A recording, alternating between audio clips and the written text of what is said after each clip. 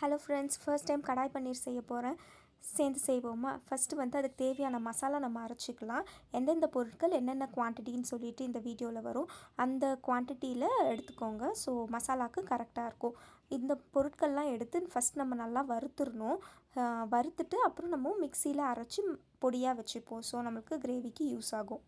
அதே கடாயில் வந்து 3 ஸ்பூன் எண்ணெய் ஊற்றிட்டு நெக்ஸ்ட்டு பன்னீர் அண்ட் நம்ம வந்து அரை கேப்சிகம் அரை ஆனியன் எடுத்திருக்கோம்.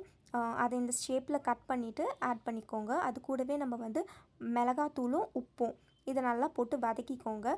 வதங்குறதுக்குள்ளே நம்ம வந்து டொமேட்டோ பியூரி செஞ்சிடலாம். இதில் 2 தக்காளி எடுத்திருக்கேன், 10 ஊற வச்ச கேஷ்யூ நட் எடுத்திருக்கேன். இதை அரைச்சி எடுக்கிறதுக்குள்ளே நமக்கான பன்னீர் ரெடியாக இருக்கும்.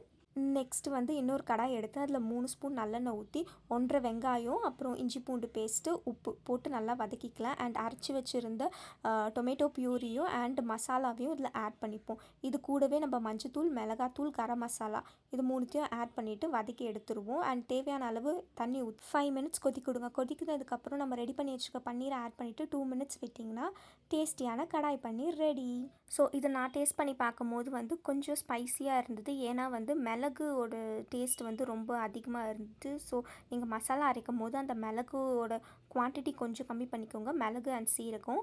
அண்ட் சப்போஸ் கொஞ்சம் ஸ்பைஸியாக உங்களுக்கு தோணுச்சுன்னா எண்டில் வந்து க்ரீம் ஆட் பண்ணிக்கலாம், இல்லை கேஷ்யூ நட் நம்ம அரைச்சி ஊற்றிக்கலாம், இல்லைன்னா கொஞ்சம் கஸ்தூரி மேத்தி போட்டுக்கோங்க. ஸோ இதெல்லாம் பண்ணும்போது உங்களுக்கு காரம் கரெக்டாகவும் க்ரீமியாகவும் ரிச்சாகவும் தெரியும். ஸோ நீங்களும் ட்ரை பண்ணிவிட்டு எப்படி இருக்குன்னு கமெண்ட் பண்ணுங்கள். See you in next video. Bye bye. மறக்காமல் லைக் அண்ட் சப்ஸ்கிரைப் பண்ணிக்கோங்க.